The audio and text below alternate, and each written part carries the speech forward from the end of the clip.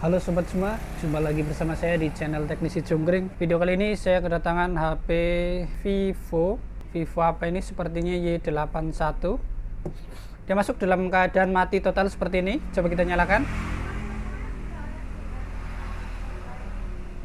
Ya, kita tekan tombol power lama, dia tidak ada respon apapun. Berikutnya akan coba kita cas.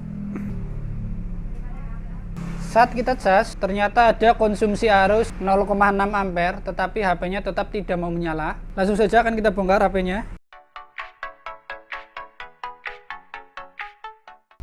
Kita perhatikan di sini sepertinya mesinnya sudah tidak tersegel ya. Ini sudah pernah dibongkar bagian mesin.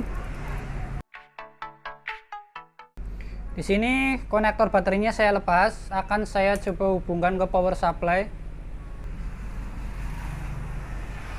Saat kita hubungkan ke power supply, dia tidak ada konsumsi arus. Kita belum tekan tombol apapun, dia tidak ada konsumsi arus. Ini artinya HP ini tidak ada short feedback. Dia itu kategori normal ya, tidak ada konsumsi arus seperti ini. Sekarang akan coba kita tekan tombol powernya. Dan saat kita tekan tombol power, ternyata juga tidak ada konsumsi arus. Normal ya, ketika kita tekan tombol power, dia akan ada konsumsi arus yang perlahan naik hingga HP-nya menyala. Ternyata saat kita tekan tombol power, dia tidak ada konsumsi arus, tetap 0,00. Oke, langsung saja kita bongkar bagian mesin.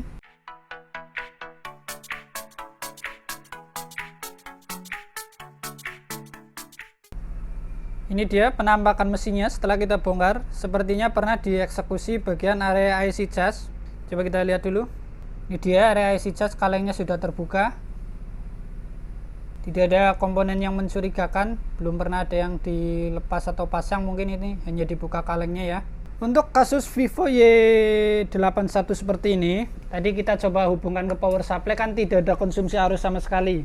Memang benar itu harusnya itu kan mengarah ke bagian IC charge, karena ada indikasi VPH powernya itu tidak keluar. Tapi untuk Vivo Y81 ini, berdasarkan pengalaman, itu sering sekali bermasalah pada bagian osilator clock atau kristal clock yang letaknya berada di balik kaleng kecil ini loh. Jadi sebelum kita coba melangkah lebih jauh, saya akan coba eksekusi bagian osilator clock. Ini dia penampakan kaleng penutup osilator clock. Kalau kita perhatikan sepertinya itu belum pernah dieksekusi ya. Akan coba kita lepas dulu kalengnya. Seperti biasa kita kasih vlog.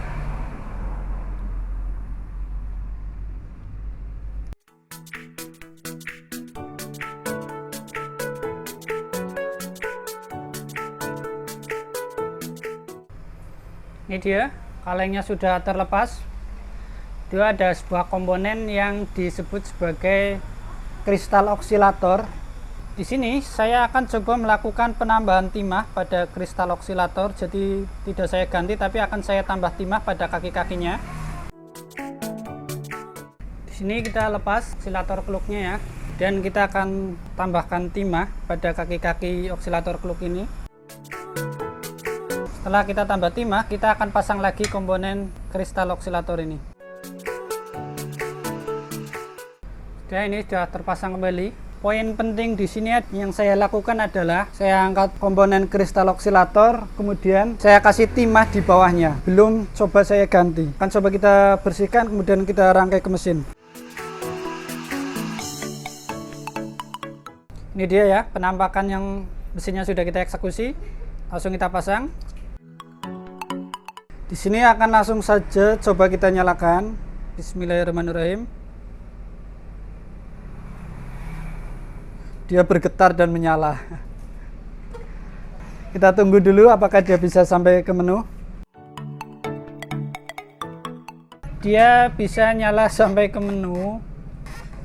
Ya, disentuh normal. Coba kita cas. Dia dicas masuk 1,1 ampere, indikator pengecasan pun dia tampil ya. Artinya ini HP sudah normal.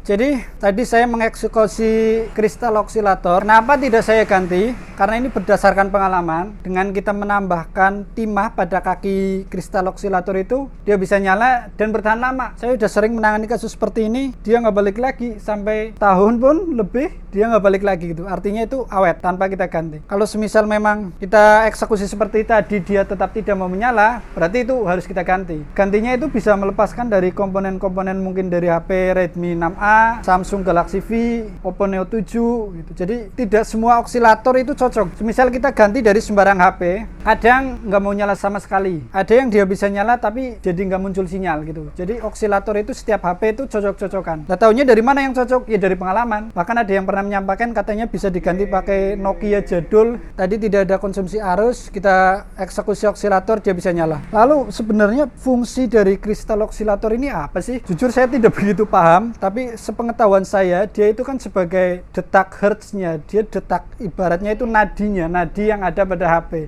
Dia menghitung, contohnya gini, HP dalam keadaan mati, kita tekan tombol power, tapi menekannya itu hanya 1 detik atau bahkan nggak sampai 1 detik, tak kayak gitu kita lepas lagi. Kalau HP dalam keadaan mati total, dia nggak mungkin akan langsung nyala kalau kita hanya menekan kurang dari 1 detik. Tetapi kalau kita menekannya itu ada 3 detik, tak tak tak, dia HP akan getar dan kemudian nyala. Lah artinya seberapa lama kita menekan tombol power itu ada komponen yang menghitung. Salah satu tugas kristal oksilator adalah itu. Kita cek lagi. Ya, dia masih normal ya. Dia masih nyala dengan normal. Oke, semoga video ini bermanfaat. Kita jumpa lagi di video berikutnya. Salam solder panas, mantap.